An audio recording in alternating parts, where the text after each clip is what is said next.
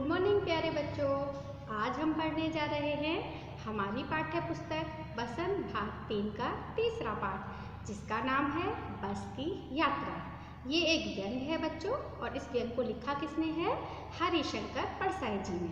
हरिशंकर परसाई जी जो हैं उन्होंने ये एक व्यंग लिखा है। और व्यंग किस पे किया है बच्चों? जैसे हमारे टॉपिक है, नाम है चैप्टर का, पाठ का, बस की यात्रा, यानी बस के ऊपर। कि आपको ये तो पता ही है कि जो हमारा परिवहन विभाग है, परिवहन का जो हमारी बसें होती हैं, आपने देखा होगा उनका कितना बुरा हाल होता है, कितना खस्ता हाल, यानी उनकी जो अवस्था, उनकी जो जर्जर हालत होती है। जर्जर कहते हैं किसी चीज़ की बिल्कुल बुरी से बुरी हालत। मतलब आपने कभी ना कभी आपको ऐसा मौका मिला होगा बच्चों कि आपने ना ऐसी बस में सफ़र किया होगा जिसमें आपको मतलब बैठकर ऐसा लगा होगा कि ऐसा ना हो कहाँ ये बस कहीं ना कहीं इसका कुछ ना कुछ टूट ना जाए, उसकी इतनी जर्जर हालत होती है। तो ऐसी बहुत सारी बसें आपने देखी होंगी, कभी ना कभी मौका मिलता ही है, हम सभी के जीवन में कभी ना कभी ऐसा मौका आ ही जाता है कि बस का कुछ टूट जाता है या रास्ते बस खराब हो जाती है। तो ऐसी ही एक बस का किस्सा जो है, एक बस के बारे में हमारे लेखक हमें बता रहे हैं। कौन? हरिशंकर परसाई जी कि वो अपना अनुभव बता रहे हैं, और उस अनुभव के माध्यम से उन्होंने हमें परिवहन विभाग का जो खस्ता हाल है, मतलब उनकी जो बसों का हाल है, उसके बारे में उन्होंने बताया है कि कैसे हमारा विभाग जो है अच्छे से काम नहीं करता है, परिवहन विभाग, और वो अपने बसों की देखभाल भी अच्छे से नहीं करता है। किस तरीके से मतलब लोगों की जान को खतरे में डाल दिया जाता है, क्योंकि इसके माध्यम से उन्होंने यही बताया है बस की इतनी बुरी स्थिति है जो ये बस में। तो इस बस के बारे में उन्होंने बताते हुए हास्यप्रद तरीके से बताया है एक व्यंग के रूप में। तो चलो पाठ शुरू करते हैं। पाठ का नाम बस की यात्रा। तो चलो निकल पड़ते हैं यात्रा पे बस की। अच्छा, अब शुरुआत करते हैं पाठ की। लेखक कहता है कि हम पांच मित्रों ने ये तय किया कि शाम 4 बजे वाली बस से हम पन्ना से सतना के लिए जाएंगे। कहाँ जाएंगे? पन्ना से सतना के लिए, जहाँ से एक पन्ना से बैठेंगे, जिससे जहाँ 1 घंटे बाद सतना के लिए घंटे भर बाद बस मिलती है। कहाँ मिलती है? पहले क्या किया उन्होंने, मित्रों ने तय किया कि वो सफ़र पर निकल लेते हैं, वो चल देते हैं। पांचों मित्रों ने सफ़र करने का तय किया, और फिर उन्होंने क्या तय किया कि वो शाम 4 बजे वाली बस से पन्ना से इस कंपनी की बस सतना के लिए 1 घंटे बाद मिलती थी, जहाँ से उनको जबलपुर के लिए ट्रेन पकड़नी थी, क्योंकि उन लोगों को कहाँ पहुँचना था? जबलपुर पहुँचना था। तो वो उन्होंने इस बस में बैठने का निश्चय किया। अब जैसे उन्होंने पहले तो बस की हालत देख के उनका मन ही नहीं हो रहा था कि वो इस बस में बैठें, क्योंकि बस की जो स्थिति थी वो इतनी खराब हालत में थी कि उनको ये लग रहा था कि इस बस में बैठेंगे, शायद ये समय पे पहुंचाएगी भी हमें या नहीं। तो पहले तो वो असमंजस में थे, लेखक और उनके 5 मित्र। लेकिन फिर जैसे भी तैसे करके सबने सोचा कि चलो सफ़र शुरू कर ही देते हैं। तो वहीं क्या था, कुछ उनके मिलने वाले थे, साथ सफ़र करने वाले लोग थे, और कुछ जान पहचान वालों ने उनसे बोला कि भाई इस बस में सफ़र मत करो। ये सफ़र मतलब ये बस शाम को उन्हें 4 बजे वाली बस से निकलना था, और शाम को 4 बजे की यात्रा पे वो निकल रहे थे। तो उन्होंने कहा कि शाम को 4 बजे इस बस से सफ़र करना सेफ नहीं है, मतलब सुरक्षा की दृष्टि से उचित नहीं है इस बस में सफ़र करना। तो लेखक और उसके मित्र जो हैं वो कहते हैं भाई क्यों बस में सफ़र करना उचित क्यों नहीं है? तो वो कहते हैं नहीं, रात के लिए बस सुरक्षित नहीं है। तो रात के समय के लिए मतलब बस में सफ़र करना सुरक्षा की दृष्टि से उचित नहीं है। तो लेखक और उसके मित्र जब ये बोलते हैं कि भाई सफ़र में क्यों, रास्ते में क्या डाकू मिलते हैं, क्योंकि सुरक्षित क्यों नहीं है, या तो क्या रास्ते में चोर या डाकू मिलेंगे, इसलिए सफ़र सुरक्षित नहीं है। तो वो कहते हैं क्यों भाई, क्या रास्ते में डाकू मिलते हैं? तो वो कहते हैं नहीं, डाकू नहीं मिलते, बस ही डाकिन है। यहाँ डाकिन से मतलब है डराने वाली। यहाँ डाकिन का मतलब क्या है? डराने वाली। तो वो कहते हैं नहीं, डाकू नहीं मिलते, बल्कि बस ही ये डराने वाली है, यानी बस सुरक्षा की दृष्टि से ठीक नहीं है, इस बस से जाना सुरक्षा की दृष्टि से ठीक नहीं है। अब क्या होता है, फिर भी वो लोग जब वो सुनते हैं, और हालत तो बस की उनको भी लग रहा था कि बस चलेगी भी या नहीं, क्योंकि बस की स्थिति इतनी खराब थी कि उनको पता चल रहा था कि बस जो थी वयोवृद्ध कहते हैं पुरानी। यहाँ पे शब्द आया है एक वयोवृद्ध, बुक में चैप्टर में आपके एक शब्द आया है वयोवृद्ध। वयोवृद्ध कहते हैं पुरानी, बहुत पुरानी बस। तो वो वयोवृद्ध बस उन्हें लग रही थी, तो उनको तो खुद से उस बस के प्रति श्रद्धा उमड़ रही थी, क्योंकि बस जो थी बहुत पुरानी थी। तो वो कहते हैं कि उसी बस में क्या होता है, उसी कंपनी, जिस कंपनी की वो बस थी, उस कंपनी के जो एक हिस्सेदार थे वो भी उसी बस से सफ़र कर रहे थे। तो वो जो लेखक होता है अपने मित्रों के साथ, वो पांचों मित्र बस में चढ़ जाते हैं फिर भी।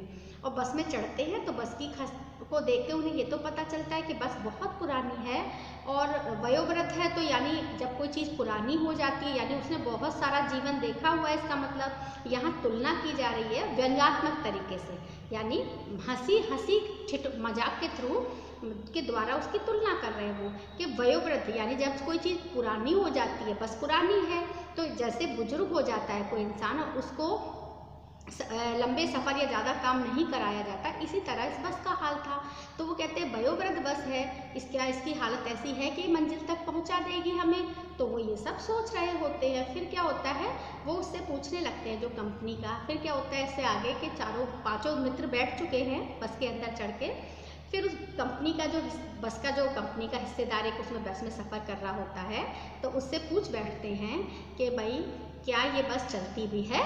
तो वो कहता है भाई चलती क्यों नहीं है, अभी चलेगी। कि क्या अपने आप चलती है, क्यों कि बस की हालत इतनी ख़राब थी। जैसे होता है ना, बुजुर्ग इंसान होते हैं तो आपने देखा होगा उनसे चला भी नहीं जाता है, हाथ पकड़ के उनका ले जाना पड़ता है।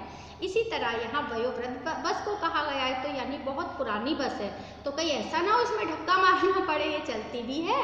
तो लेखक व्यंग्यात्मक तरीके से कहता है क्या बस चलती भी है। तो वो कहता है हाँ हाँ चलती क्यों नहीं है, ज़रूर चलेगी। तो फिर वो लोग कहते हैं कि क्या ये अपने आप चलती है। तो वो कहते हैं कि नहीं, अपने आप ही चलेगी ना, ड्राइवर इसको चलाएगा, अपने आप ही बस चलती है, ड्राइवर इसको चलाएगा। लेखक को आश्चर्य होता है कि चलो देखते हैं भाई, बस चलती अपने आप चलती है।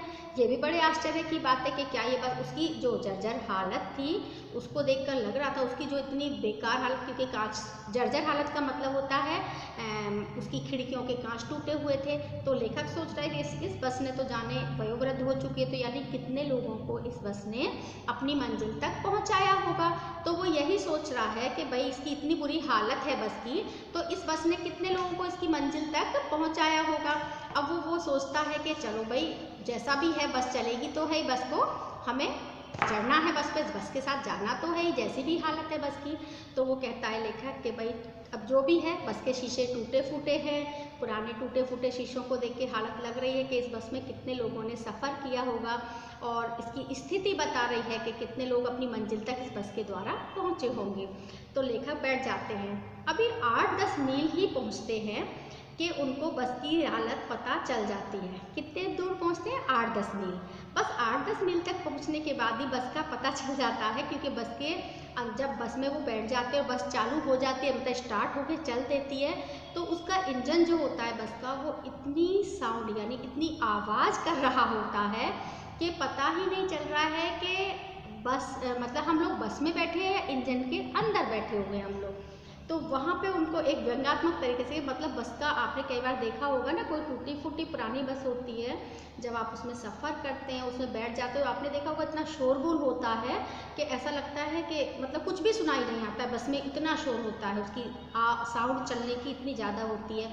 और कहीं आगे की सीट पर बैठ जाओ तो बहुत ही बुरा हाल होता है। कई बार हमारे साथ, हम लोगों के साथ ऐसा होता है, और हमारा अपना अनुभव भी कहता है, बसों की ये हालत है हमारे यहाँ पर। तो वही इसमें बताया है कि कैसे थोड़ी देर चलने के बाद, 8-10 मील चलने के बाद पता चलता है उसका इंजन जो होता है बस का, वो इतनी आवाज़ कर रहा होता है कि ऐसा लगता है कि इंजन के अंदर ही बैठे हुए हैं हम, इंजन जो है उसके अंदर बैठे हुए हैं लोग। और बहुत बुरी स्थिति उन लोगों की हो जाती है उस शोरगुल से और शीशों की आवाज़, कांच की, और उनको डर लग रहा होता है कहीं कुछ हो ना जाए, क्योंकि बस की जो स्थिति थी वो ऐसा ही बता रही थी। तो बहुत बुरी स्थिति हो जाती है, उनकी हालत बहुत ख़राब हो जाती है पांचों की, लेकिन सफ़र तो करना ही था क्योंकि उनको बस पकड़ पकड़नी थी, आगे जाके 1 घंटे बाद उन्हें दूसरी बस पकड़नी थी, जो बस उन्हें जबलपुर की ट्रेन को पकड़ने में मदद करने वाली थी।